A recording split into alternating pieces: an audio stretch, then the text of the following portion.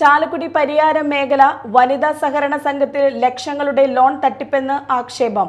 തന്റേതടക്കം 11 പേരുടെ വ്യാജ ഒപ്പിട്ട് പ്രദേശവാസിയായ ഒരു വനിതയാണ് തട്ടിപ്പ് നടത്തിയതെന്നാരോപിച്ച് പാണാടൻ പിങ്കി രംഗത്തെത്തി. ചാലക്കുടിയിൽ വാർത്താ സമ്മേളനത്തിലാണ് ഇവർ ആരോപണം ഉന്നയിച്ചത്.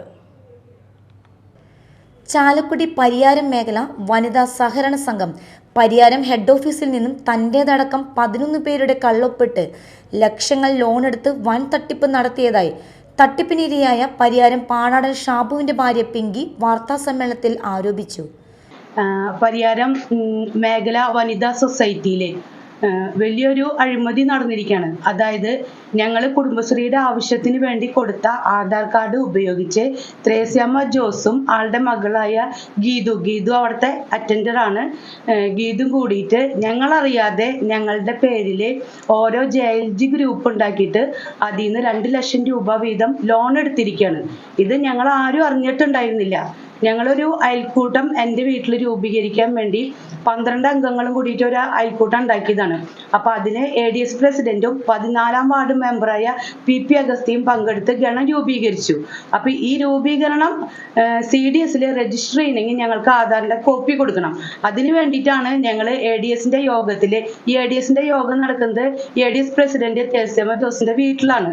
അവിടേക്ക് ഞങ്ങൾ ഈ ആധാർ കാർഡിന്റെ കോപ്പികളും പിന്നെ ഈ ബുക്ക് സാധനങ്ങൾ അതിൻ്റെ ഒക്കെ പൈസയായി ഞങ്ങൾ അവിടെ ചെന്ന് അതിൽ ഞങ്ങളുടെ മിനിക്സിൽ ഞങ്ങൾ ഒപ്പിട്ട് കൊടുത്ത് ഞങ്ങൾ ഈ ആധാർ കാർഡിന്റെ കോപ്പി ആളെ ഏൽപ്പിച്ചതാണ്.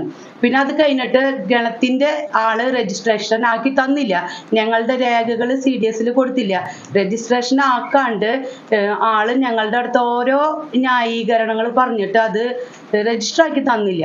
എന്നിട്ട് പിന്നെ ആധാർ കാർഡിന്റെ കോപ്പി ഞങ്ങൾ ചോദിച്ചപ്പോൾ പറഞ്ഞു അതിന്റെ ആവശ്യം നിങ്ങൾക്കില്ല, അതിനി കിട്ടിയില്ലെങ്കിലും കുഴപ്പമില്ല, ഞാനത് CDSലേക്ക് കൊടുത്തതാണെന്നാണ് ആള് ഞങ്ങളോട് മറുപടി പറഞ്ഞത്. ബാങ്ക് മുൻ ഡയറക്ടറും പ്രദേശവാസിയുമായ ത്രേസ്യാമ്മയാണ് തട്ടിപ്പ് നടത്തിയതെന്നും ഇവർ ആരോപിച്ചു.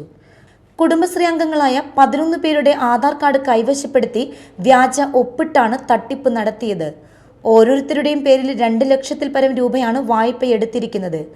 വായ്പ തിരിച്ചടവിൽ കുടിശ്ശിക വരുത്തിയതായി കാണിച്ച് ബന്ധപ്പെട്ട ഓഫീസിൽ നിന്നും രജിസ്റ്റേർഡ് കത്ത് വന്നപ്പോഴാണ് തട്ടിപ്പ് നടന്ന വിവരം അറിയുന്നത്.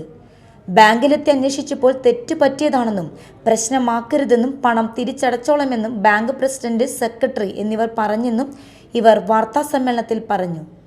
ഇത് സംബന്ധിച്ച് പോലീസിൽ പരാതി നൽകിയെങ്കിലും നടപടി ഉണ്ടായില്ല. 50 ലക്ഷത്തിൽ പരം രൂപയുടെ തട്ടിപ്പ് നടന്നിട്ടുണ്ട്. ഇനിയും പരിഹാരമായില്ലെങ്കിൽ ജില്ലാ കളക്ടർ, സഹകരണ വിജിലൻസ് എന്നിവർക്ക് പരാതി നൽകുമെന്നും ഇവർ പറഞ്ഞു. Media time, Chalakudy.